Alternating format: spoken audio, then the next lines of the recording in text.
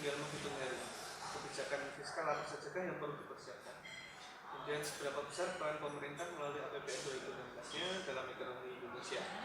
Mengingat ASEAN Economic Community sudah efektif berlaku dan juga ekonomi global masih belum benar-benar pulih hingga saat ini. Kemudian sudah sampai di mana kesiapan Indonesia relatif terhadap negara ASEAN lainnya. Mengingat tampaknya negara ASEAN lainnya sudah begitu bisa mempersiapkan diri menghadapi ASEAN.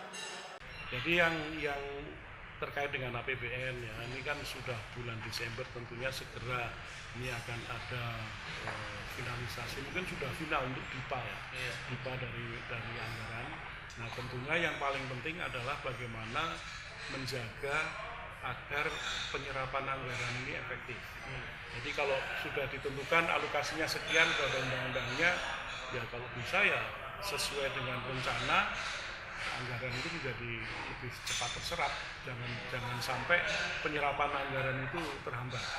Nah ini karena kalau penyerapan anggaran itu terhambat, dia akan manfaatnya akan terhambat juga ya, stimulusnya akan apa namanya istilahnya akan terhambat untuk dinikmati oleh masyarakat. Itu pertama. Dan yang kedua, betul-betul bahwa anggaran yang digunakan ini sesuai dengan prioritas yang sudah ditetapkan ya. Nah, ini yang perlunya adanya satu monitoring dan evaluasi dari pelaksanaan APBN yang lebih kuat. Nah, terkait dengan ASEAN, saya kira memang